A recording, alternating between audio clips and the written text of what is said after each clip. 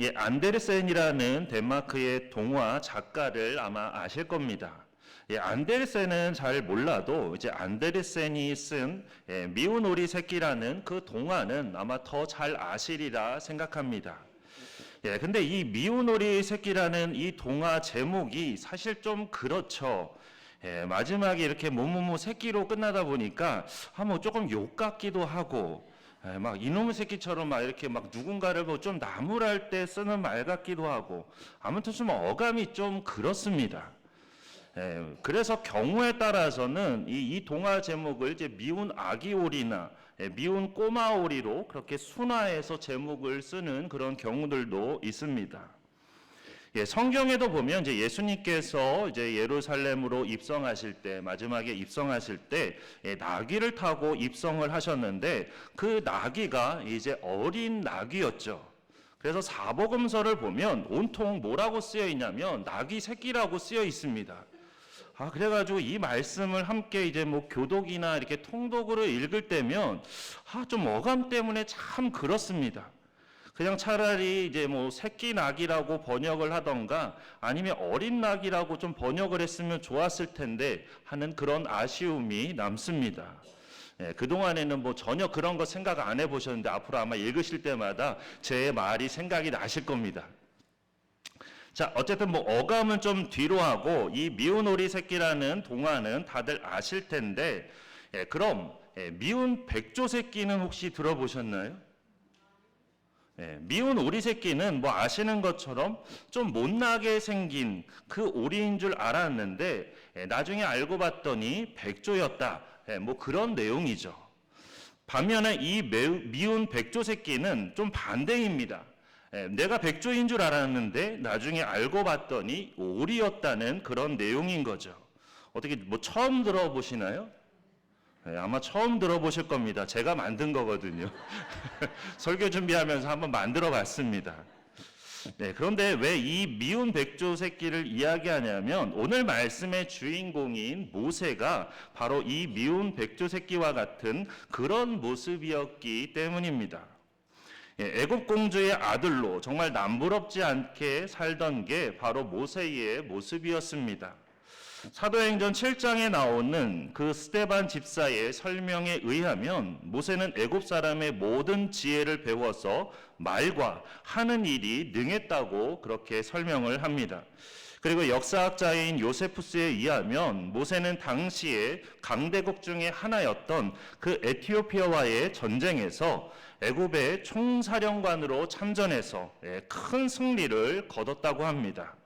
그러니까 쉽게 말해서 모세는 공부도 잘해, 운동도 잘해, 싸움도 잘해. 그야말로 뭐 좀 유행은 조금 지나기는 했지만 요즘 아이들 말로 하면 그 시대의 엄친아였습니다. 엄친아가 뭔지 아시나요? 엄마 친구 아들이죠. 엄마 친구 아들을 엄친아라고 합니다. 엄마 친구 아들을 줄여서 엄친아라고 하는데 이 엄친아라는 말이 무슨 뜻이냐면 엄마들이 자녀들 나무랄 때 항상 그렇죠. 엄마 친구 아들 누구누구는 이번에도 장학금 받는다더라. 엄마 친구 아들 누구누구는 이번에도 대학에서 뭐 대회에서 1등 했다고 하더라.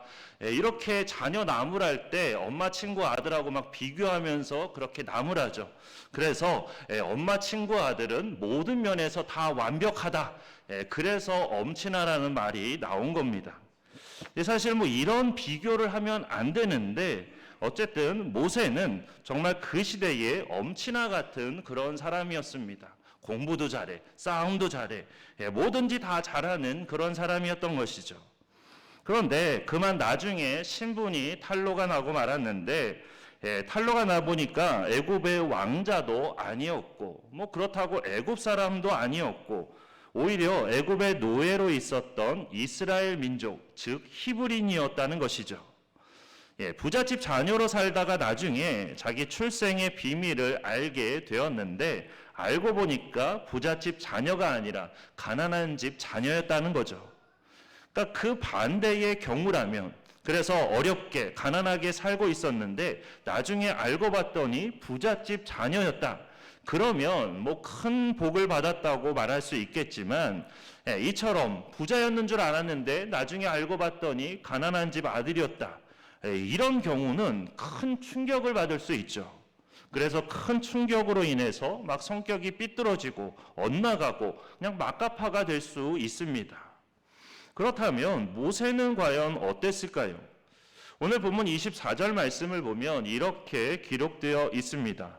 믿음으로 모세는 장성하여 바로의 공주의 아들이라 칭함받기를 거절하고, 무슨 말이냐면 모세 스스로가 거부했다는 그런 뜻입니다. 무엇을 거부했냐면 바로의 공주의 아들로서 누릴 수 있는 그 모든 특권을 다 스스로 거절했다는 말입니다. 애국 궁전에서 누릴 수 있는 그 모든 특권과 평안함, 부귀와 영화, 명예, 그 모든 것들을 다 스스로 그렇게 거절했다는 뜻입니다. 뭐 남의 이야기라서 뭐 별로 감흥이 없으신 것 같아요. 너는 포기하려면 포기해라. 뭐 내일도 아닌데 뭔 상관이냐. 그렇게 생각하지 마시고 쉽게 말하면 이제 그런 겁니다. 자, 지금 우리 각자에게 1,000억 원에 당첨된 로또 복권이 있다고 한번 해보겠습니다.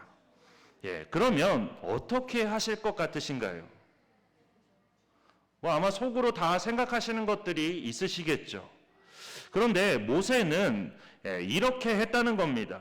이렇게 많은 돈이 있으면 오히려 신앙생활에 방해가 된다. 그러면서 그 자리에서 이 복권을 찢어서 버렸다는 거죠. 만약 옆에 있는 친구가 이러고 있는 모습을 본다면 그 친구를 보면서 뭐라고 하시겠습니까? 두 가지 보기를 드리겠습니다. 1번 잘했다. 2번 미쳤냐.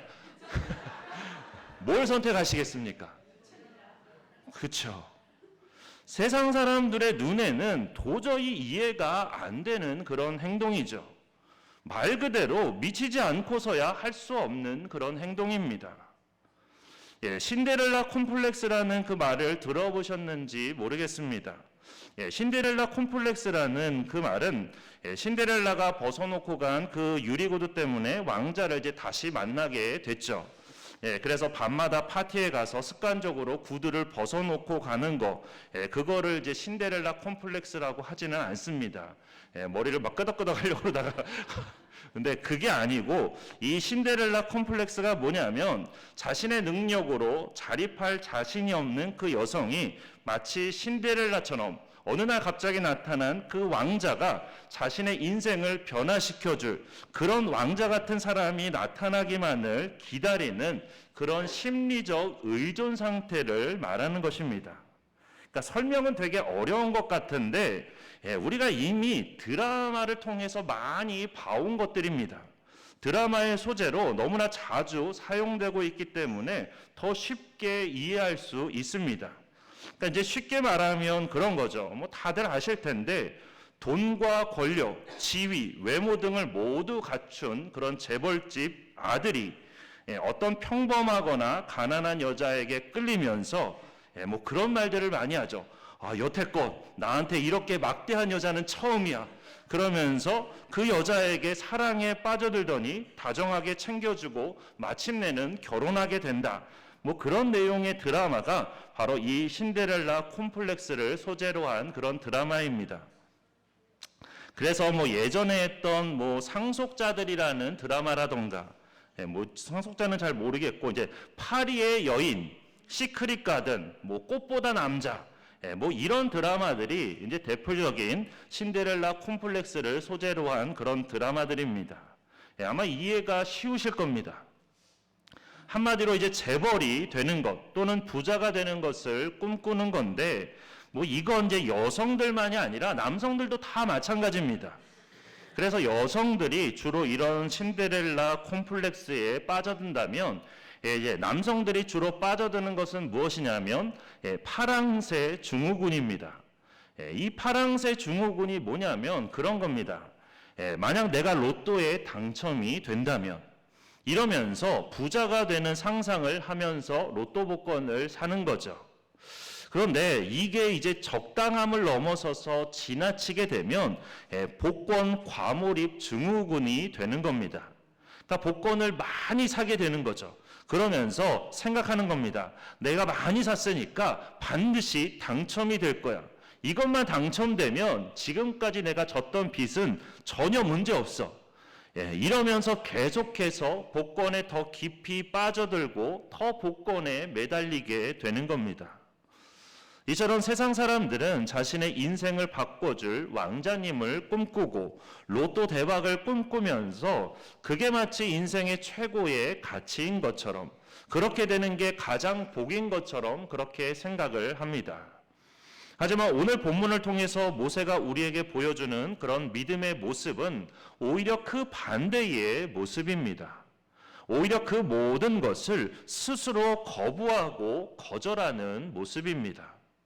그렇다면 모세는 왜 그 모든 것을 스스로 거절했을까요? 본문 24절에 보면 이제 장성하여라는 말이 있습니다.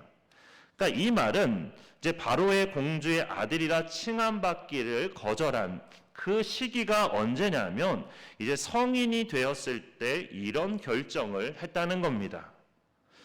뭐 저도 사춘기 때 좀 그랬던 것 같은데 가끔 이제 사춘기 아이들을 혼내면 그렇죠. 나 밥 안 먹어 막 이러면서 방으로 확 들어가 버리죠.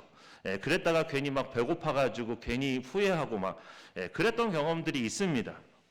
자, 이렇게 어린 마음에 그냥 단순히 치기로 이런 결정을 했던 게 아니라 신중하게 생각하고 고민해서 결정을 했다는 그런 뜻이죠. 그게 바로 장성하여라는 그 말에 들어있는 의미입니다. 왜냐하면 이게 왜 중요하냐면 이제 남성이나 여성이나 이제 나이가 들수록 더 현실적이 되기 때문입니다. 그래서 나이가 들수록 결혼하기가 더 어려워지는 이유 중에 하나가 바로 더 현실에 밝아지기 때문이죠. 이처럼 현실에 밝아지기 때문에 오히려 그렇게 특권과 부귀를 거절하는 게 더 어려운 겁니다. 그런데 모세는 그런 현실을 다 알면서도 그렇게 거절했다는 것입니다. 그리고 25절 말씀을 보면 이렇게 기록되어 있습니다. 도리어 하나님의 백성과 함께 고난받기를 잠시 죄악의 낙을 누리는 것보다 더 좋아하고, 그러니까 이 말씀은 모세가 자신의 이러한 선택으로 인해서 앞으로 많은 고난을 받게 될 것도 미리 알고 있었다는 그런 말씀입니다. 그러니까 누가 요구하거나 강요하는 그런 사람이 있어서 이런 선택을 한 것이 아니라 스스로 자기 민족과 함께 고난받기를 그렇게 스스로 택했다는 것입니다. 이처럼 스스로 편안한 길을 버리고 고난의 길을 택한다는 것은 결코 쉬운 길이 아니죠. 사람은 누구나 더 편안하기를 원하지 더 고난받기를 원하지는 않기 때문입니다. 이건 오히려 사람의 본성을 거스르는 것이기 때문에 더 어려운 일입니다. 아까 이제 1,000억 원에 당첨된 로또 복권을 신앙생활에 방해가 된다면서 친구가 찢으려고 할 때 그 친구를 보면서 뭐라고 말할지를 제가 여쭤보았는데 그때 그 친구에게 뭐 이런 제안을 할 수도 있을 겁니다. 어떤 제안이냐면 야 그거 찢어버리지 말고 차라리 그 1,000억을 가지고 교회를 세우면 어떻겠냐, 아니면 어려운 교회를 도와주면 어떻겠냐, 그러면 되지 왜 굳이 그 아까운 걸 찢냐, 이렇게 말할 수 있습니다. 어떻게 보이시나요? 더 현실적인 대안으로 들리죠. 어떻게 보면 모세를 향해서도 마찬가지의 말들이 있을 수 있었습니다. 그러니까 모세는 미디안 광야에서 40년간 목자로 있다가 이제 80세가 되어서 하나님의 보내심을 받고 다시 애굽으로 돌아갔습니다. 그리고 바로에게 가서 이스라엘 백성을 내보내라는 하나님의 명령을 전달했습니다. 하지만 마음이 완악한 바로는 그 말을 듣지를 않았죠. 오히려 이스라엘 백성들이 지금 게을러서 이런 말을 한다며 이스라엘 백성들의 그 노역을 더 힘들게 했습니다. 더 많은 일을 시켰던 것이죠. 그러다 보니 이스라엘 백성들은 오히려 죽을 맛이었습니다. 그렇지 않아도 지금 힘든데 괜히 모세 때문에 더 힘들어졌다고 생각을 하게 된 것입니다. 그래서 그때 누군가는 그런 생각을 할 수도 있습니다. 아니 이럴 거면 차라리 그냥 애굽의 왕자로 있다가 좀 왕의 자리를 노려서 왕이 된 다음에 우리를 내보내주면 되지. 왜 이렇게 좀 멍청하게 해가지고 그냥 고된 노동을 하게 하면서 꼭 이렇게 힘들고 어렵게 일 처리를 하는 거냐? 뭐 이런 생각을 했을 수 있습니다. 그리고 모세도 그렇죠. 그래, 내가 차라리 나중에 왕이 돼서 이스라엘 백성들을 내보내야겠다. 그러면 나도 뭐 고생 안 해서도 좋고 이스라엘 백성들도 모두 편안하게 출애굽할 수 있어서 좋고, 이게 일석이조 아닌가. 뭐 인간적인 생각으로는 어떻게 보면 이게 가장 좋아 보이고 이게 가장 지혜로워 보일 수 있습니다.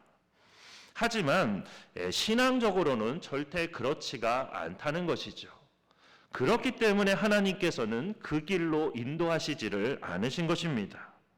모든 게 다 쉽게 이루어진다고 해서, 모든 게 다 수월하고 편안하게 이루어진다고 해서 그게 다 좋은 것은 아니고 그게 다 하나님의 복과 은혜도 아니라는 겁니다. 모세는 믿음으로 그것을 알았던 겁니다. 그래서 자신의 부와 명예를 버리고 자기 민족과 함께 고난받는 그 자리로 나아간 것입니다.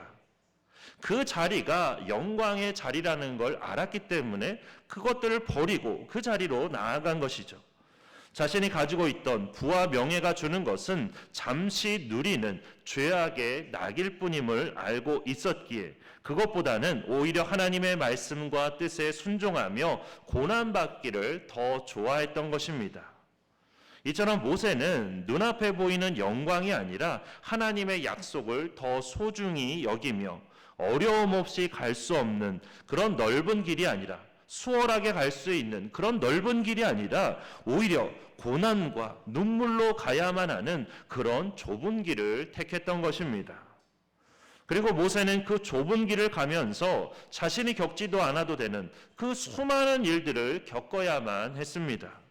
하나님의 말씀을 전함에도 불구하고 계속해서 완악하게 이스라엘 백성들을 보내기를 거절하는 그런 바로를 보면서 너무나 힘들기도 했습니다. 하지만 사실 모세를 더 힘들게 했던 것은 오히려 모세 때문에 자신들이 더 힘들어졌다면서 자신을 향해서 원망의 말을 쏟아놓는 같은 민족인 이스라엘 백성들의 그 불평과 원망이었습니다. 그리고 이러한 불평과 원망은 이때뿐만이 아니었죠. 출애굽을 시작해서 광야길을 가는 내내 계속해서 이런 불평과 원망이 이어졌습니다. 툭하면 하나님과 자신을 원망하는 그런 이스라엘 백성들의 모습을 보면서 모세는 너무나 힘들고 괴로울 수밖에 없었습니다. 지금 자신이 누구를 위해서 일하고 있는데, 사실 모세는 혼자서 미디안 광야에서 양치며 살았으면 그냥 편안하게, 어찌 보면 안정되게 그 삶을 보내면서 이런 고생은 하지 않아도 됐습니다. 이런 불평과 원망은 듣지 않아도 되는 그런 삶을 살 수 있었습니다. 하지만 민족을 위해 일하면서 오히려 수많은 불평과 원망의 말을 듣게 된 것입니다.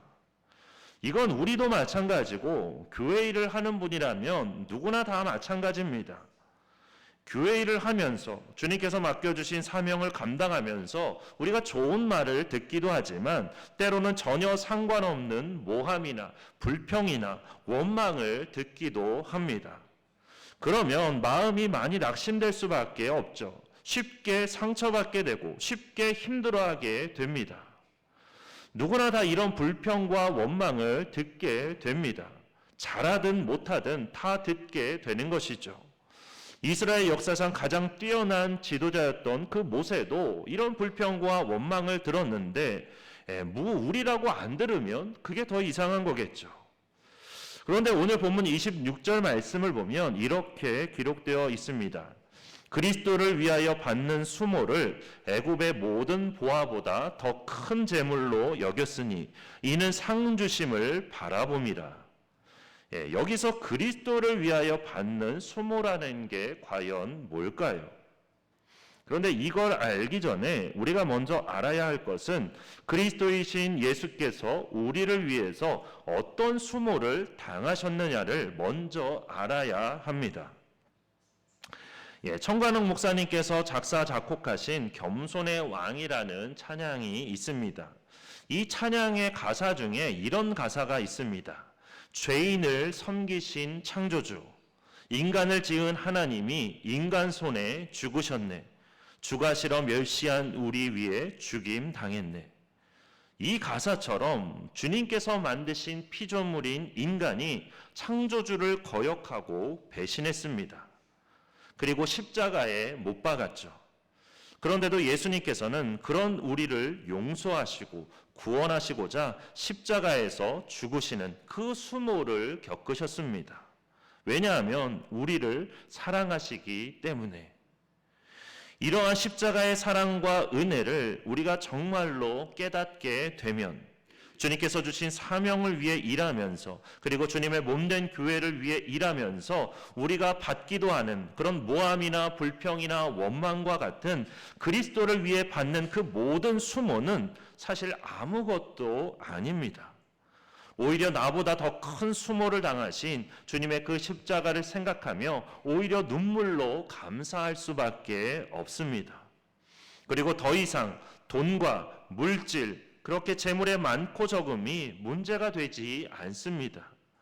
예수님께서 십자가에서 죽으시면서 그 수모를 당하신 것은 나와 우리에게 그러한 돈과 물질과 재물을 주시기 위해서 그렇게 십자가를 지신 것이 아니라 그것보다 더 소중한 영원한 생명을, 하나님의 나라인 천국을 우리에게 주기 위해서 그렇게 수모를 당하셨기 때문입니다.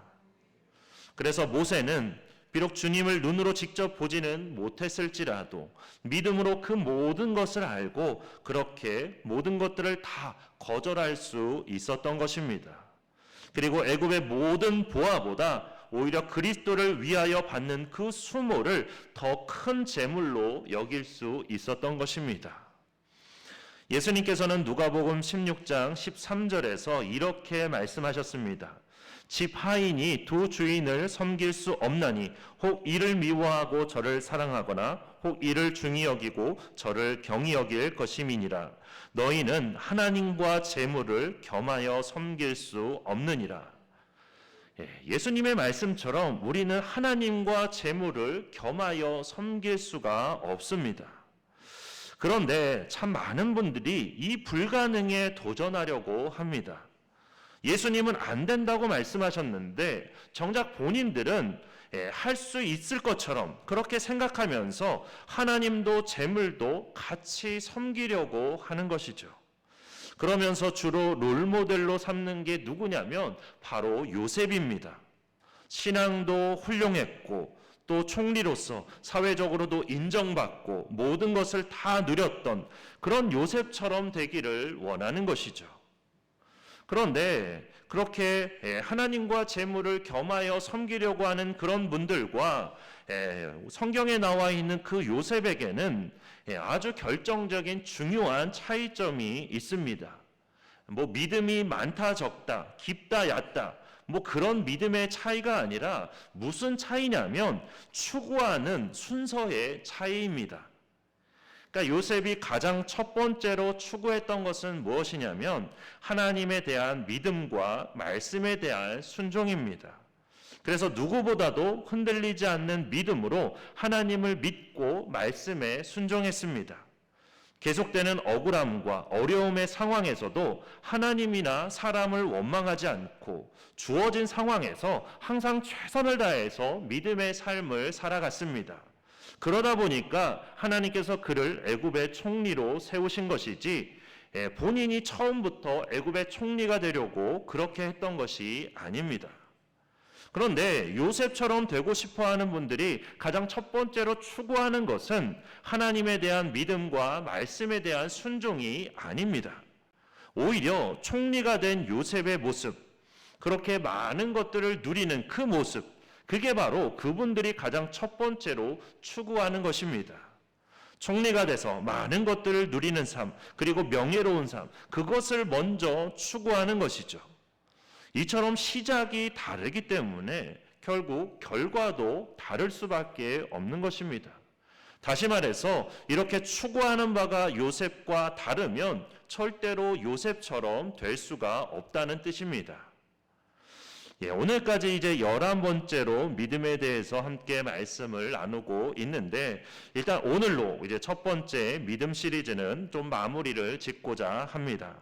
그동안 주로 히브리서 11장에서 말씀하는 믿음을 중심으로 우리가 함께 말씀을 나눴는데, 이 히브리서 11장에서 말씀하는 그 믿음은 이 땅에 눈에 보이는 것이 아닌, 지금은 눈에 보이지 않지만 앞으로 우리가 가게 될 우리의 본향인 영원한 하나님의 나라인 천국이 있다는 것을 우리가 믿고 힘써 그곳을 향해서 나아가는 것, 이게 바로 히브리서 11장에서 말하는 믿음의 궁극적인 의미입니다.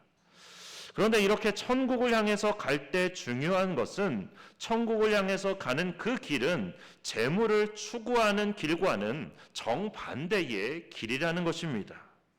그래서 예수님께서도 하나님과 재물을 겸하여 섬길 수 없다고 말씀하신 것입니다. 우리가 오른쪽으로 가면 오른쪽으로 가지 왼쪽으로 가면서 동시에 오른쪽으로 갈 수 있는 건 아닙니다. 어느 쪽이든 한쪽으로 갈 수밖에 없는 것이죠.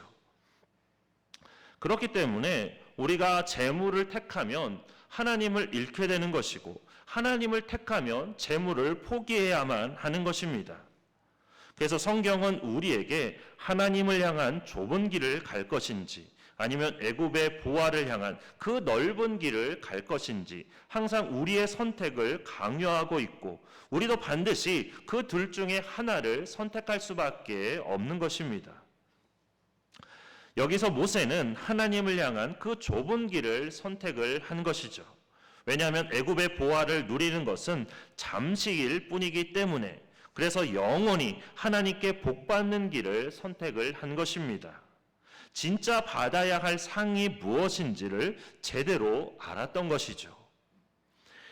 나라마다 마약을 금지하는 그 이유는, 그 마약이라는 약이 잠시는 우리에게 큰 쾌락을 줄 수 있지만, 그러나 사람의 몸을 거의 영구적으로 망가뜨리기 때문에, 그렇기 때문에 마약을 금지하는 것이죠. 애굽의 보화와 세상의 재물을 누리는 것도 마찬가지입니다. 그것은 잠시는 좋은 것 같아도 결국 그것 때문에 우리가 영원한 생명을, 영원한 천국에서의 삶을, 영원한 복을 놓치게 되기 때문에, 그래서 우리의 삶이 잘못된 길로 가기 때문에, 그렇기 때문에 그렇게 세상의 보화를 추구하지 말아야 한다는 것입니다. 오히려 하나님의 나라를 향해서 나아가야 한다는 것이죠. 그래서 애굽의 보화를 거절한 모세가 사실은 대단한 게 아니라 사실은 당연한 겁니다. 믿음으로 하나님의 나라를 보게 되고 깨닫게 된 사람이라면 당연한 선택을 했다는 것입니다. 그렇게 우리도 믿음으로 보게 되고 믿음으로 깨닫게 되기를 바랍니다. 그래서 어설프게 보고 어설프게 깨닫는 것이 아니라 정말로 믿음으로 하나님의 나라를 확실하게 보고 확실하게 깨닫게 되기를 바랍니다. 그래서 애굽의 보화와 세상의 재물을 누리는 것보다 우리가 잠시 고난을 받더라도 상주심을 바라보며 그리스도를 위하여 받는 수모를 당연히 여기고 우리가 가야 될 그 본향을 향해서 더 힘차게 나아가는 우리 모두가 되기를 주님의 이름으로 축원합니다. 함께 기도하겠습니다. 사랑이 많으신 하나님, 우리가 세상을 살아가면서 하나님, 우리가 세상의 재물과 하나님을 섬기는 것, 그 둘 중에서 항상 우리가 선택을 해야만 하는 그런 선택의 기로에 놓이게 됩니다. 하나님, 우리가 믿음을 갖게 하여 주시옵소서. 하나님, 우리가 어설프게 보는 것이 아니라 정말로 확실한 믿음을 가지고 하나님의 나라를 보게 하여 주시고 깨닫게 하여 주시옵소서. 하나님, 그래서 세상의 재물과 세상의 보화가 아니라 영원한 하나님의 나라만이 우리가 하나님 추구해야 될 것임을 깨닫게 하여 주시고 하나님 잠깐 누리는 세상의 재물이 아니라 영원히 복된 하나님의 나라를 바라보면서 하나님의 나라를 향해서 나아가게 하여 주시옵소서. 그래서 이 세상에서 잠시 고난을 받더라도 우리가 상주심을 바라보며 그리스도를 위하여 받는 그 모든 수모를 당연히 여기는 우리 모두가 되어서 우리가 하나님 가야 될 그 본향을 향해서 더 힘차게 나아가는 우리 모두가 되도록 성령 하나님 우리를 붙들어 주시고 주시고 인도하여 주시옵소서. 우리 가운데 역사하여 주시고 이끌어 주실 줄 믿고 감사드리며 예수 그리스도의 이름으로 기도드립니다. 아멘.